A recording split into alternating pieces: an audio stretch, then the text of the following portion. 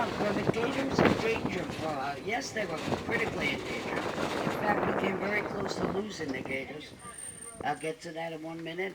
And Inga crossing the road, and you're gonna and a purple gallinoo. Look to your left.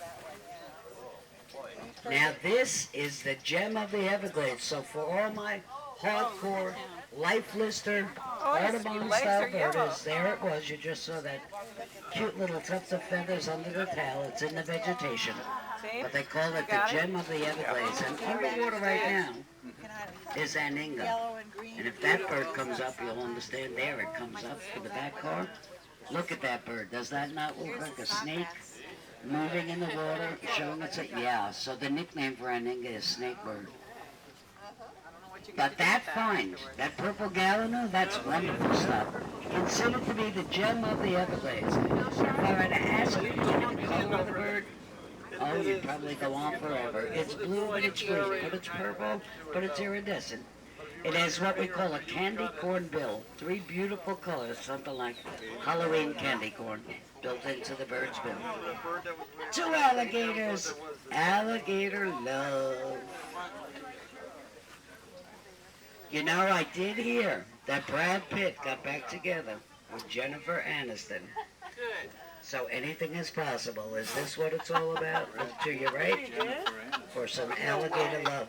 Now, breeding season for alligators, not quite here yet. Breeding season for alligators is springtime.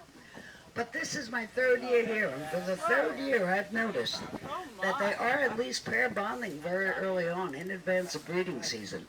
Because were they not pair bonding, the likelihood is you'd see some aggression, because alligators can be very territorial also. So I'm going to assume that that's a male and a female getting their magic on. But of course it's not breeding season yet, so I would consider that an early interest in what's to come later.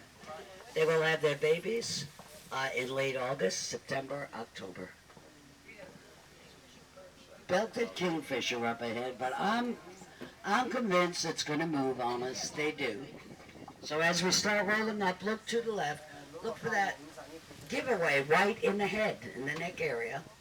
It's right at the edge of there it goes. Kingfisher. Now follow it. Follow it. They are so fast and so impressive. And a little juvenile alligator down below.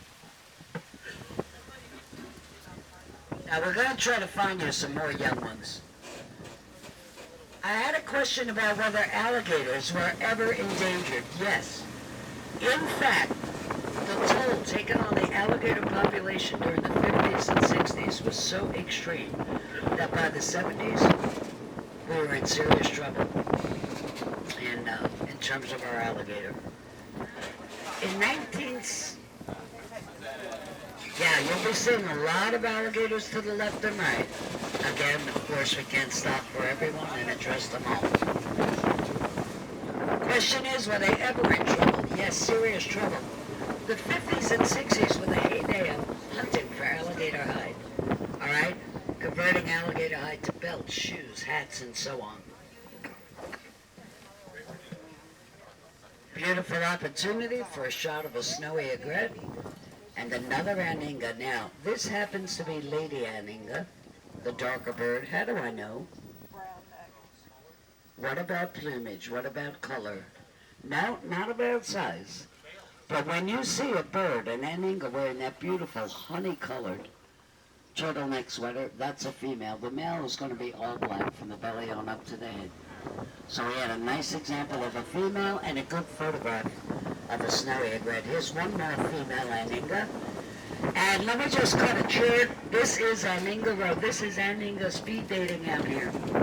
Because you will see so many. They're all out here, males, females, sizing each other up and so on. Back to the alligator. Lots of hide on the 50s and 60s. This is how pretty it was. In 1970,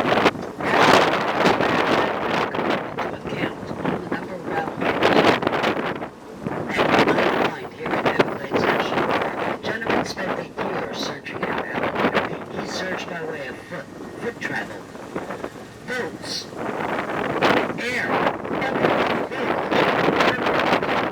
he spent the years Service's tally, how many gators do you think he counted in a year of searching? None. Oh, you were awful.